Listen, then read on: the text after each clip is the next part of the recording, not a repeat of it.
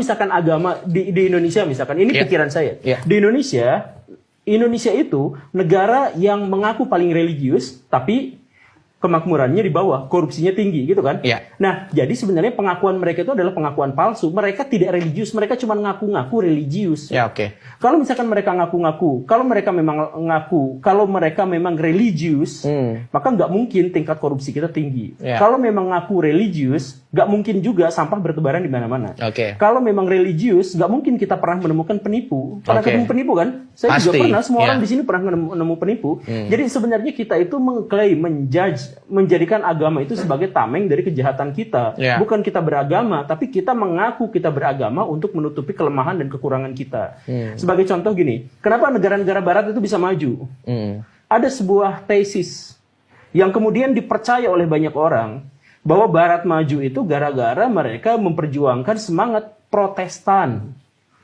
Yang ditulis oleh Weber itu. Jadi semangat-semangat Protestan bahwa kita harus begini, kita harus begitu, kita harus mandiri apa dan sebagainya, membuat orang-orang di sana itu tingkat kapitalismenya tinggi, semangat untuk kemandirian finansialnya tinggi, dan karena itulah mereka akhirnya bisa mencapai kemajuan. Jadi gerakan Protestan itu. Atau misalkan kita lihat orang Jepang, kenapa bisa maju? Karena Bushido. Bushido itu kan tradisi spiritual mereka. Way of life-nya. Way of life mereka. Jadi ketika mereka misalkan maju, ya gara-gara spiritualitas mereka, gitu, religiusitas mereka, gitu. Nah, soal Tuhan yang kemudian berubah, soal apa, ya itu soal lain. Tapi mentalitas agama mereka itu dipakai sampai sekarang, sedangkan kita atau negara-negara yang tidak maju, kita mengaku sebagai beragama, tapi sebenarnya kita meninggalkan agama itu. Apa mungkin, ini juga asumsi gue ya, ini pemikiran gue ya nih.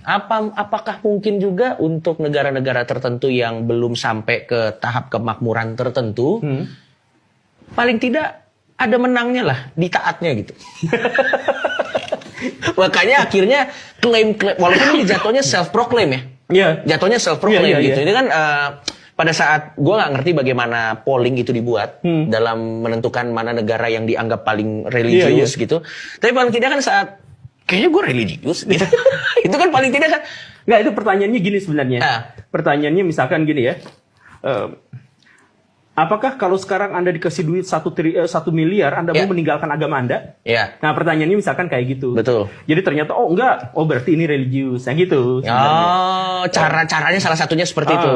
Apakah Anda berani untuk bertentangan dengan kitab suci Anda? Nah, misalkan pertanyaan-pertanyaan yang dan akhirnya berdasarkan angket-angket seperti itu disimpulkanlah bahwa orang-orang yang sangat religius itu ternyata ada di negara-negara yang berkembang dan masih kuncup.